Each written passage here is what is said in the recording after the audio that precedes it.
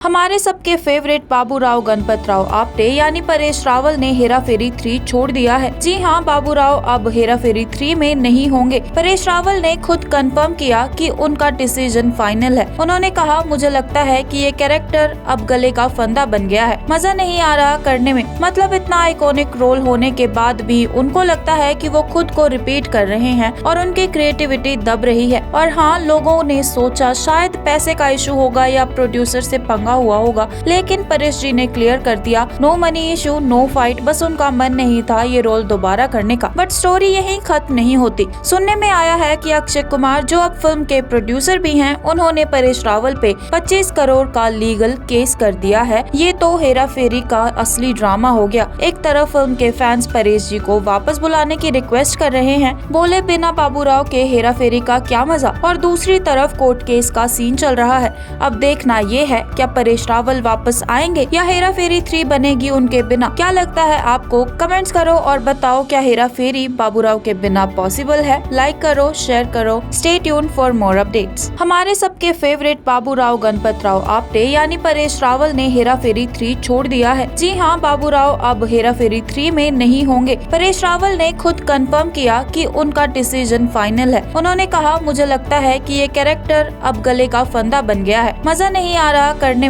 मतलब इतना iconic role होने के बाद भी उनको लगता है कि वो खुद को रिपीट कर रहे हैं और उनकी क्रिएटिविटी दब रही है। और हाँ, लोगों ने सोचा शायद पैसे का इशू होगा या प्रोड्यूसर से पंगा हुआ होगा, लेकिन परेश जी ने क्लियर कर दिया, no money issue, no fight, बस उनका मन नहीं था ये रोल दोबारा करने का। बट स्टोरी यहीं खत्म नहीं होती। सुनने में आया है कि अक्षय कुमार, जो अब फिल्म के प्रोड्यूसर भी हैं, उन्होंने परेश रावल पे 25 करोड़ का लीगल केस कर दिया है। ये तो हेरा फेरी का असली ड्रामा हो गया। एक तरफ फिल्म के फैंस परेश जी को वापस बुलाने की रिक्वेस्ट कर रहे हैं, बोले बिना बाबूराव के हेरा फेरी का क्या मजा, और दूसरी तरफ कोर्ट केस का सीन चल रहा है। अब देखना ये है, क्या परेश रावल वापस आएंगे या हेरा फेरी 3 बनेगी उनके बिना। क्या लगता है आपको? कमेंट्स करो और बताओ, क्या हेरा फेरी बाबूराव के बिना पॉसिबल है? लाइक करो, शेयर करो। Stay tune for more updates. हमारे सबके फेवरेट बाबूराव गणपतराव आप्टे यानी परेश रावल ने हेरा फेरी 3 छोड़ दिया है। जी हां, बाबूराव अब हेरा फेरी 3 में नहीं होंगे। परेश रावल ने खुद कंफर्म किया कि उनका डिसीजन फाइनल है। उन्होंने कहा, मुझे लगता है कि ये कैरेक्टर अब गले का फंदा बन गया है, मजा नहीं आ रहा करने में। मतलब इतना आइकॉनिक रोल होने के बाद भी उनको लगता है कि वो खुद को रिपीट कर रहे हैं और उनकी क्रिएटिविटी दब रही है। और हाँ, लोगों ने सोचा शायद पैसे का इशू होगा या प्रोड्यूसर से पंगा हुआ होगा, लेकिन परेश जी ने क्लियर कर दिया, no money issue, no fight, बस उनका मन नहीं था ये रोल दोबारा करने का। बट स्टोरी यहीं खत्म नहीं होती। सुनने में आया है कि अक्षय कुमार, जो अब फिल्म के प्रोड्यूसर भी हैं, उन्होंने परेश रावल पे 25 करोड़ का लीगल केस कर दिया है। ये तो हेरा फेरी का असली ड्रामा हो गया। एक तरफ फिल्म के फैंस परेश जी को वापस बुलाने की रिक्वेस्ट कर रहे हैं, बोले बिना बाबूराव के हेरा फेरी का क्या मजा, और दूसरी तरफ कोर्ट केस का सीन चल रहा है।